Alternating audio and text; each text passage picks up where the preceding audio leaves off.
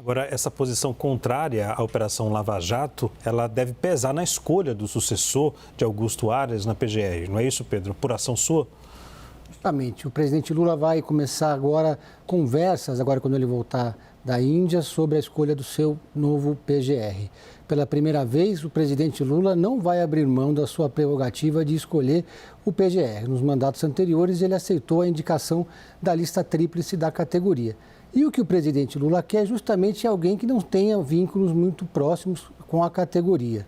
Então, a lista se afunilou em torno de dois nomes. O primeiro é Antônio Carlos Bigonha, que foi presidente da Associação Nacional dos Procuradores, por isso alguns juristas avaliam que isso pode pesar contra ele. Porém, o Bigonha tem o apoio explícito do PT de São Paulo, tem o apoio explícito do Zanin e um lobby muito forte em seu favor. O outro nome é o Paulo Gonet. O problema, segundo fontes ligadas ali ao presidente Lula, é que o Gonet seria muito próximo aos ministros Gilmar Mendes e Alexandre de Moraes. O presidente também não gosta muito dessa proximidade. O presidente está ouvindo muita gente, o Ministério da Justiça, juristas, e vai conversar na semana que vem com advogados do grupo Prerrogativas. Ambos os cotados fazem parte desse grupo Prerrogativas. Os dois cotados são considerados garantistas, são antilavajatistas e, portanto, estão nessa posição. O advogado Marco Aurélio Carvalho, que é o coordenador do grupo Prerrogativas, vai conversar com Lula depois de coletar opiniões e avaliações dos juristas que fazem parte desse grupo para dizer como é que está o clima para o presidente Lula. A decisão, Lula tem 15 dias para tomar, mas ele não quer tomar de afogadilho. Vai tomar com calma e ainda vai ouvir muita gente antes de bater o seu martelo. Olha, Leandro, todo esse processo de recondução ali na PGR está sendo tratado nos bastidores em conjunto com outras negociações. Por exemplo, a condução do próximo ministro do Supremo Tribunal Federal. O que o Pedro traz para a gente é real, concreto, que o presidente Lula está tendo uma preocupação com quem são as figuras que ele vai contemplar nessa indicação.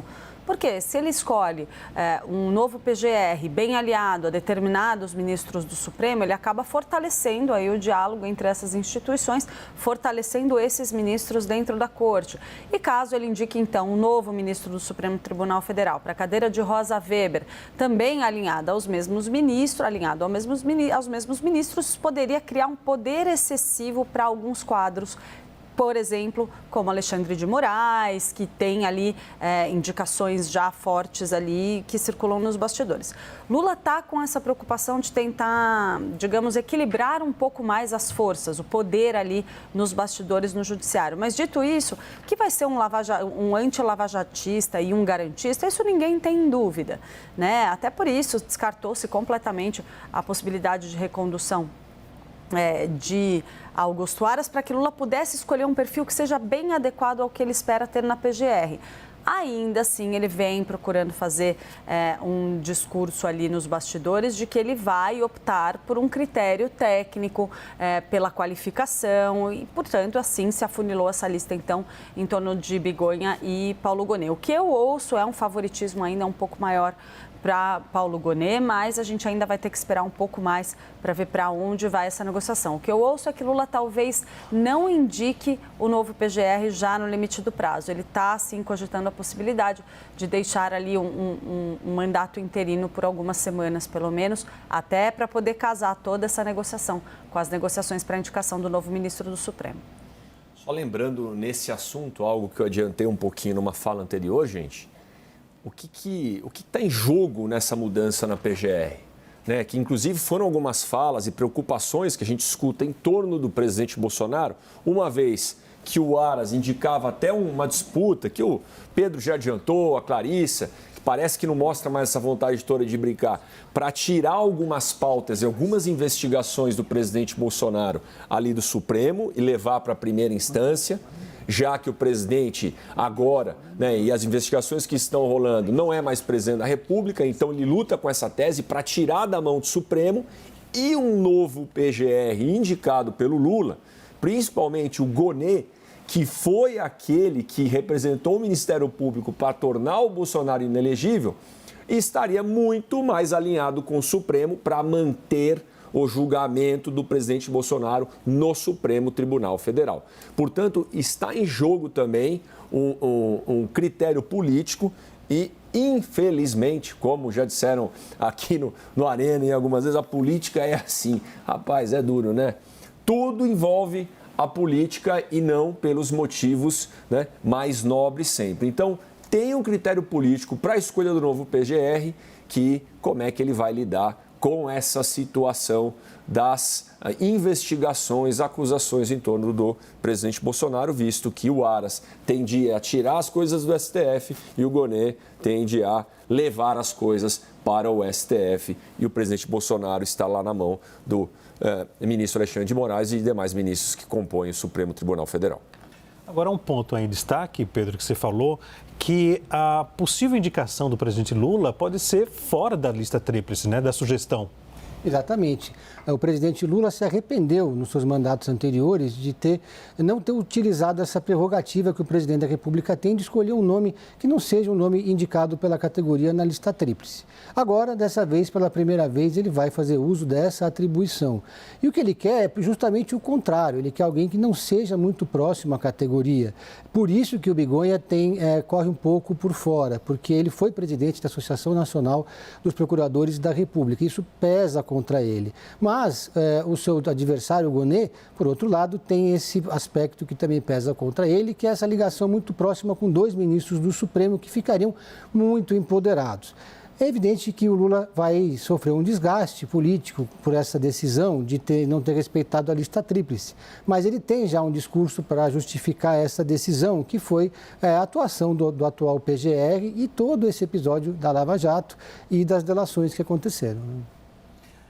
Vamos ouvir o Hélio. Hélio, você segue na linha do Pedro e essa mesma afirmação do Pedro agora é o discurso da oposição também, que haveria um desgaste porque lá atrás o próprio presidente Lula criticou o ex-presidente Jair Bolsonaro por sair da indicação da lista tríplice.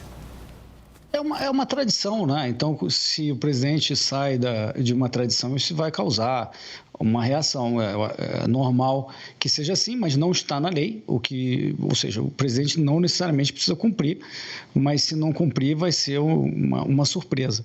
Eu acho que isso é um pouco também resultado do fato que esse grupo de advogados, o Prerrogativas, tem uma voz muito forte dentro do governo, eles são anti-lavajatistas. Eu não vejo necessária incompatibilidade entre você ser garantista e não ser contra a Lava Jato. Acho que você pode ser garantista, que eu defendo, inclusive, e não falar o seguinte: eu quero destruir todo o legado da Lava Jato e perseguir as pessoas, mas me parece que o Prerrogativos é na linha de que quer enterrar tudo que diga respeito à Lava Jato. Agora, o problema não é nem o grupo Prerrogativos está liderando aí essa coisa das indicações, porque indicações, tudo bem, todo mundo tem o direito de indicar. A questão é a sabatina, como eu sempre digo aqui. O Brasil não tem um histórico de sabatina. Tem um teatro cujos movimentos de xadrez políticos já foram feitos antes.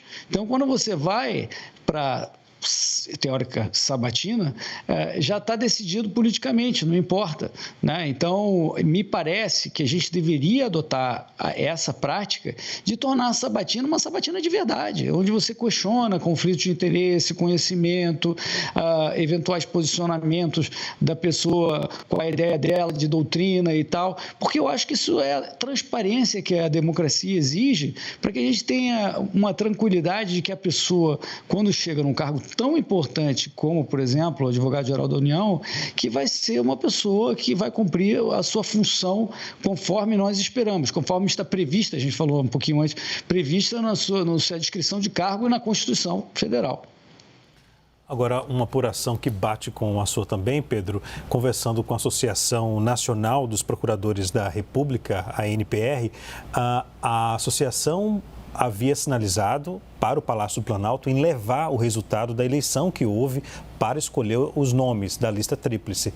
O Palácio do Planalto sinalizou que iria, sim, de forma formal, né, receber a lista pessoalmente, mas até o momento não houve uma data para poder acontecer esse encontro no Palácio do Planalto. Com isso, né, a associação cria um fato político para constranger o presidente. Vai levar a lista, o presidente pode até receber essa lista, sendo um sinal de cortesia, mas já deixou claro que os nomes que estiverem ali não vão ser levados em consideração.